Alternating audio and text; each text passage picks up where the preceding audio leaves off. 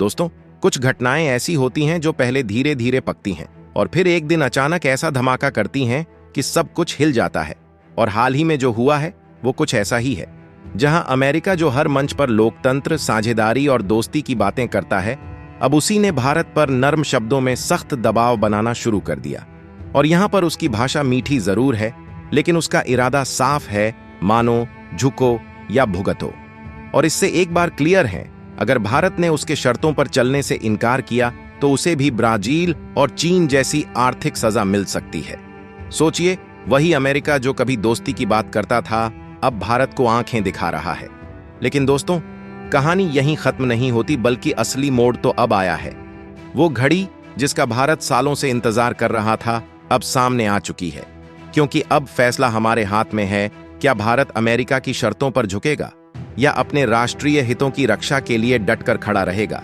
लेकिन सबसे हैरान करने वाली बात यह है कि कुछ ही दिन पहले इस ट्रेड डील को लेकर अमेरिका में 5वां दौर चला, जिसके लिए भारत की टीम वहां गई।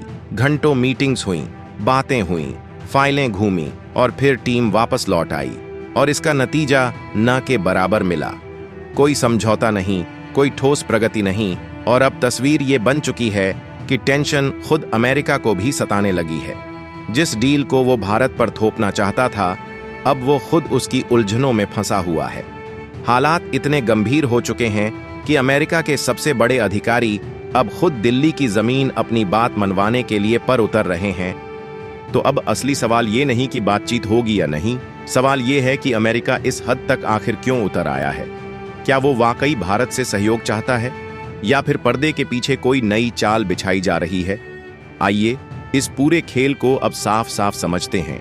तो अगर आप गौर से देखें तो अमेरिका ने भारत को एक बेहद साफ और सख्त संदेश पहले ही दे दिया था, अपने 1 अगस्त तक वाले अल्टीमेटम के रूप में, जिसमें साफ कहा गया कि अगर भारत तब तक कोई स्थायी व्यापार समझौता करने को तैयार नहीं होता तो कम से कम एक मिनी डील पर ही हामी भर दे, ताकि बातचीत का सिलसिला बना रहे और उसे धीरे धीरे एक बड़े समझौते में बदला जा सके। इसी उम्मीद में भारत की वही टीम जो पिछली बार अमेरिका से खाली हाथ लौटी थी, जुलाई में एक बार फिर अमेरिका पहुंची। इस बार 5वें राउंड की बातचीत हुई और वो भी कई दिनों तक चली। लेकिन जो बात सबसे चौंकाने वाली रही वो था भारत का बदला हुआ रुख। क्योंकि इस बार भारत ने जिस आत्मविश्वास और ठोस स्टैंड के साथ बातचीत की, उसने अमेरिका की सोच को पूरी तरह झकझोर कर रख दिया। और इस बार की बातचीत में फोकस कुछ बड़े और बेहद संवेदनशील सेक्टर्स पर था, जैसे कृषि, ऑटोमोबाइल और एक अहम लेकिन कम चर्चित क्षेत्र जिसे टेक्निकल भाषा में येसोमैट कहा जाता है, यानी स्पेशल केमिकल्स, जैविक पदार्थ, हाईटेक सामग्री, उपकरण और उनसे जुड़ी तकनीकों पर। अमेरिका की बड़ी कोशिश थी कि भारत अपने कृषि और डेयरी उत्पादों पर लगने वाले आयात शुल्क यानी टैरिफ को थोड़ा नरम कर दे, ताकि उनकी कंपनियों को भारतीय बाजार में गहराई तक उतरने का रास्ता मिल जाए। लेकिन यहां भारत ने बिल्कुल स्पष्ट कर दिया कि वह अपने किसानों और घरेलू उद्योगों की कीमत पर कोई समझौता नहीं करेगा। और ये स्टैंड कोई नया नहीं है।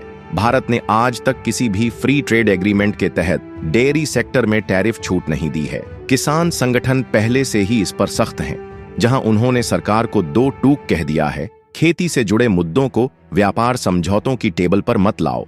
और यहां पर भारत की इच्छा अब बिल्कुल साफ है, ये सिर्फ एक ट्रेड डील नहीं, बल्कि अपने किसानों, छोटे उद्योगों और श्रमिकों के हितों की सुरक्षा का मामला है। और भारत ने बातचीत की टेबल पर सिर्फ सुना नहीं, बल्कि अपनी बातें भी उतनी ही मजबूती से रखी हैं। भारत ने अमेरिका से साफ कहा, जिन सेक्टर्स में हमारी पकड़ मजबूत है और जो देश में लाखों लोगों को रोजगार देते हैं, उन पर टैक्स में राहत दो, जैसे चमड़े का सामान, जूते, कपड़े, गहने, स्टील और एल्यूमिनियम। इसके साथ ही भारत ने फार्मा सेक्टर के लिए भविष्य में लगने वाले संभावित टैक्सों से सुरक्षा की मांग की और ये भी कहा कि अगर कोई नया शुल्क लगाया भी जाता है तो उसके लिए पर्याप्त समय दिया जाए ताकि उद्योग खुद को ढाल सकें।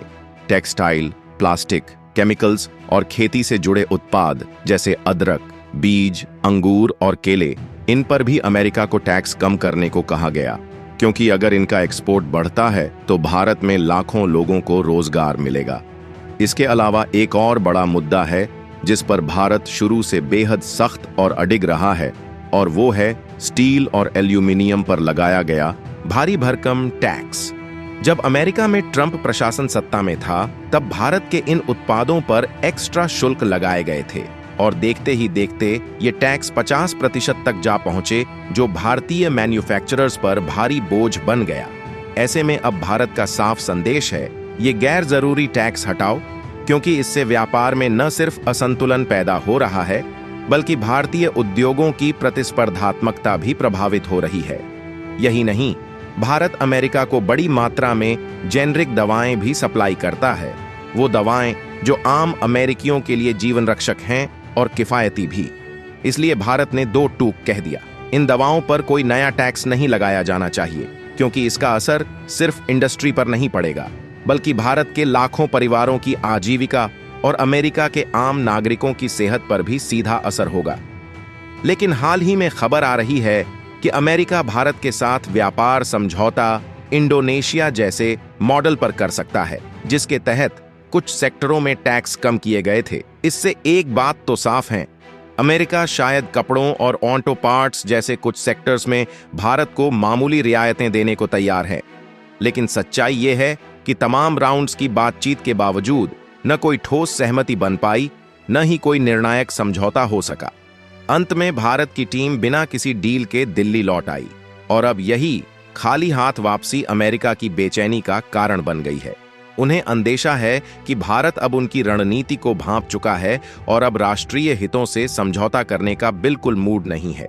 ऐसे में जो बातचीत पहले सम्मान और सहयोग की लहजे में हो रही थी, अब उसमें दबाव और धमकी की झलक दिखने लगी है, क्योंकि कुछ ताजा खबरें तो चौंकाने वाली हैं, जहां कुछ अमेरिकी सीनेटर अब खुलकर भारत को चेतावनी देने लगे हैं। उनका साफ साफ कहना है कि अगर भारत ने अमेरिका की शर्तें नहीं मानी तो उसका हाल भी ब्राजील और चीन जैसा किया जाएगा। लेकिन सोचने वाली बात यह है कि अमेरिका की यह नाराजगी सिर्फ ट्रेड डील को लेकर है या फिर इसके पीछे कोई दूसरी वजह छिपी है। फिलहाल अमेरिका बौखलाया हुआ है, क्योंकि जिस अंदाज में भारत ने जवाब दिया है और भारत अमेरिका के आगे झुककर समझौता करने वाला नहीं है। अब दुनिया बदल चुकी है और भारत उस दुनिया में अपनी जगह खुद बना चुका है, जिसके बारे में हम पहले सिर्फ सोच पाते थे। और अब भारत उस दौर में नहीं है जहां कोई एक देश अपनी शर्तों पर उसे झुका सके। भारत आज एक साथ कई रास्तों पर काम कर रहा है, ताकि कोई भी देश, चाहे वो अमेरिका ही क्यों ना हो, हमें ब्लैकमेल न कर सके। अगर अमेरिका ये सोचता है कि वह अपनी कंपनियों को भारत से दूर रखकर दबाव बना लेगा, तो उसे ये भी सोचना चाहिए कि भारत से दूरी बनाकर वह खुद कितना कुछ खो देगा। क्योंकि आज का भारत सिर्फ एक बाजार नहीं, बल्कि एक ताकत है दुनिया की टॉप 5 अर्थव्यवस्थाओं में शामिल होने की, जहां 140 करोड़ से ज्यादा लोगों वाले देश में इनोवेशन है, मैन्युफैक्चरिंग है और खपत भी है। चाहे आईटी हो, फार्मा हो या डिफेंस, भारत हर सेक्टर में रफ्तार पकड़ चुका है। और यह बात अमेरिका भी जानता है कि अगर उसने भारत को खोया तो न सिर्फ उसे चीन के सामने अकेला पड़ना पड़ेगा, बल्कि इंडो पैसिफिक में उसकी पकड़ भी कमजोर हो जाएगी। इसलिए कुछ अमेरिकी सीनेटरों की ये धमकियां हों कि भारत का हाल ब्राजील या चीन जैसा कर देंगे, महज बयानबाजी लगती है, कोई ठोस रणनीति नहीं। और इस बात की पोल तब खुल जाती है जब धमकी देने के चंद दिनों बाद वही अमेरिका खुद कहता है, हम फिर से बातचीत के लिए भारत आ रहे हैं। तो आपको क्या लगता है, अमेरिका की टीम का इस तरह भारत आने के पीछे कोई वजह है या फिर वो ये सब मजबूरी में कर रहा है? अपनी राय कमेंट बॉक्स में जरूर दें। और यदि वीडियो इन्फॉर्मेटिव लगी है तो इसे लाइक करें, दोस्तों में शेयर करें और चैनल को सब्सक्राइब अवश्य करें। जय हिंद, जय भारत।